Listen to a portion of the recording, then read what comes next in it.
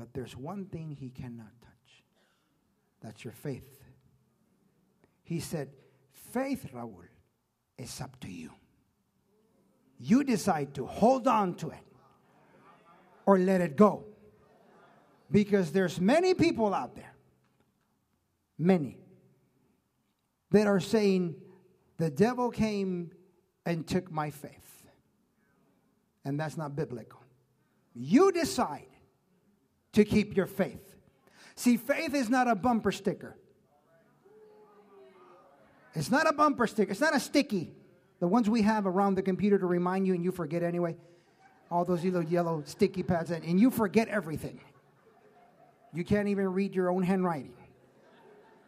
It's like you wrote in tongues. What? You know, you have to take it to, you know, the pharmacy.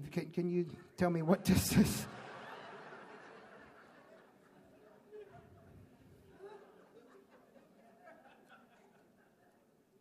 He says, faith is not a bumper sticker. It's easy to have a bumper sticker in your bumper that says, you know, honk if you know Jesus. And I remember my brother Hector, he was living in Houston, and he was recently saved, and he had that bumper sticker, honk if you know Jesus. And at every light, the person in the back would go honk, honk, honk, honk, honk. And he got fed up. He pulled over, and he did what every typical Mexican did. He approached the car and said, "What is your problem?" And he said, "Brother, I'm sorry. It's because your bumper sticker says, honk if you know Jesus." It's easy to portray someone we're not. Very easy. My mother is the most realistic person that I know, because she says, not every person that wears a hat and boots, it's a cowboy. Not everything that shines is a diamond, ladies. And not everyone that carries a Bible is a Christian. See, I don't need someone to carry a Bible to tell me that they're a Christian. Their testimony tells me that they're really saved, that they really love, that they really forgive, that they forget and they move on. That's what we need. Faith is not a bumper sticker. I'm going to hurry up. We must never release ourselves from the Word of God. That's where faith comes from. Faith comes from hearing. Hearing what? Not the word of man.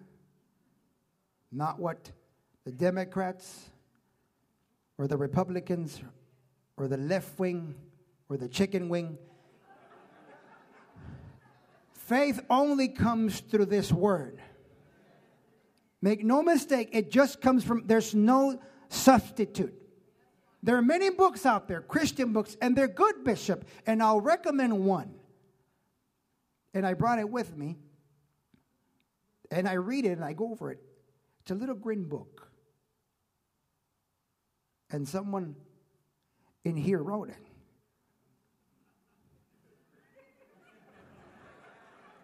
Shamgar's Principle.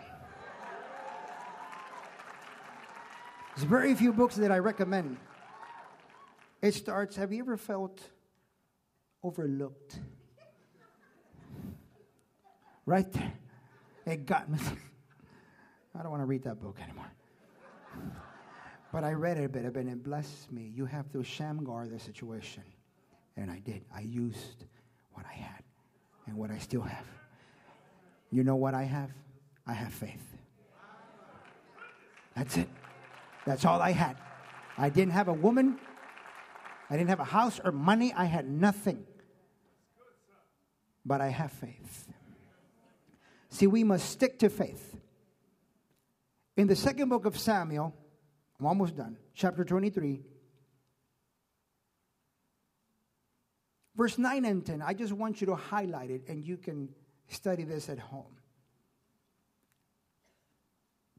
And in these several verses, they're describing David's brave men. In Spanish, it's los valientes de David. David's brave men.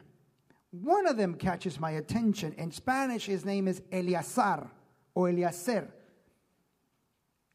It's in verse 9 and 10. It says that he used this sword. He fought with a sword against the enemy. And he used it so much that his hand stuck to the sword. I don't know if it was carpal tunnel.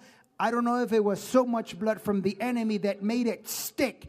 His hand was stuck to the sword, not the sword to his hand. He was holding on to it. In other words, he became one with the sword, one with God. How did that happen? He used it. Some of us have faith that can literally move a mountain, but we don't use it. I'll say it again, we don't use it. If you look at a bodybuilder, he's buff. And most women, when they see them, they look twice. And they go,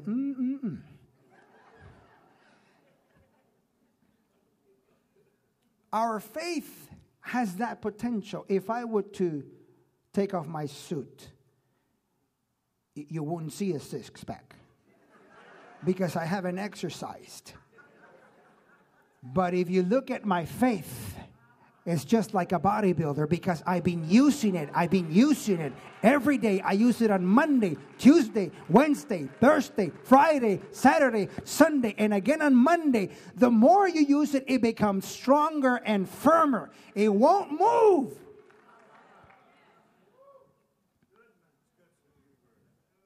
Always keep your hand on the sword. We know that the sword is the Word of God, and the Word of God is what brings us our faith. So never take your hand off the weapon.